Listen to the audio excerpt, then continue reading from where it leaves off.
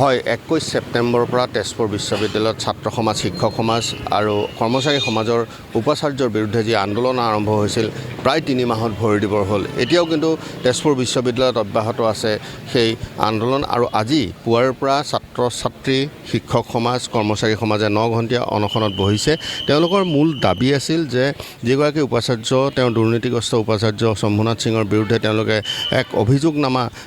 বহু পৃষ্ঠাজোৰা এক অভিযোগনামা দাখিল কৰিছিল তাৰ পিছত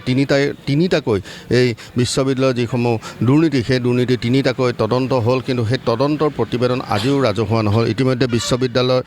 বিশ্ববিদ্যালয় আয়োগৰ অধ্যক্ষ আহি ইয়াত তেওঁ তদন্ত লৈ গ'ল কিন্তু আজিলৈকে শম্ভুনাথ সিঙৰ যি বৰ্খাস্তৰ দাবী আছিল সেই বৰ্খাস্তৰ দাবী আজিলৈকে কিন্তু কাৰ্যকৰী নকৰিলে ইয়াত ছাত্ৰ ছাত্ৰী আছে শিক্ষক সমাজ আছে আমি তেখেতসকলৰ পৰা জানিব বিচাৰিম যিহেতু আজিৰ পৰা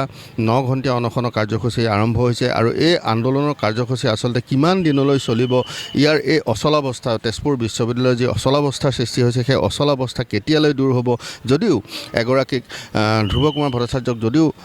দায়িত্বভাৰ দিয়া হ'ল উপাচাৰ্যৰ দায়িত্বভাৰ দিয়া হ'ল সেয়া কিন্তু এতিয়াও কেন্দ্ৰীয় চৰকাৰে তাক অনুমোদন জনোৱা নাই গতিকে ছাত্ৰ ছাত্ৰীসকল আছে তেখেতসকলৰ পৰা আমি প্ৰথমে জানিব বিচাৰিম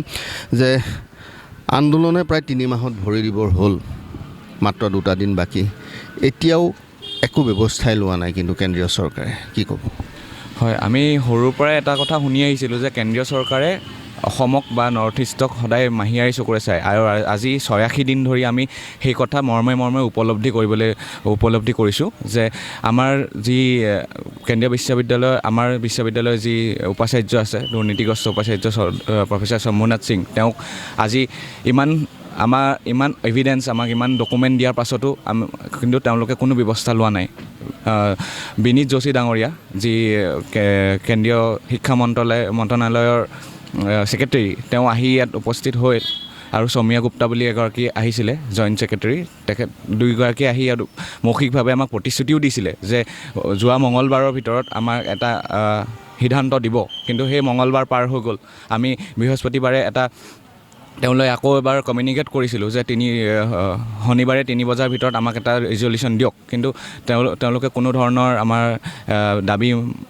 মানে সম্পূৰ্ণৰূপে উপলুঙা কৰিছে আৰু এই ক্ষেত্ৰত আমি এটা স্পষ্ট বাৰ্তা দিব বিচাৰিছোঁ যে যদি কেন্দ্ৰীয় চৰকাৰে আমাৰ দাবীসমূহ মানি নলয় বা আমাৰ সিদ্ধান্ত এটা নিদিয়ে তেনেহ'লে এই অনশন চলি থাকিব আৰু আমাৰ আন্দোলন আৰু তীব্ৰতৰ হ'ব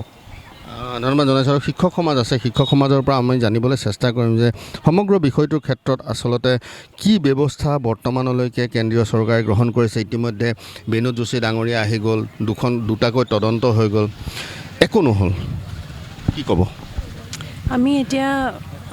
ক'বলগীয়া আচলতে একোৱে নাই এতিয়া মিনিষ্ট্ৰী নিমাত হৈ আছে উপায় নোহোৱাত অনশনত বহিবলগীয়া হৈছে আৰু ইমানখিনি তথ্য থকাৰ পিছতো কিয় মিনিষ্ট্ৰীয়ে একো একশ্যন লোৱা নাই সেইটো কাৰণে মানে আমি হাতৰ হৈ গৈছে আমাৰ কাৰণে ভাবি পোৱা নাই কিয় তেনেকুৱা কৰিছে হয় অৰ্ণৱ নাথ এই মুহূৰ্তত আপোনাক ধন্যবাদ জনাইছোঁ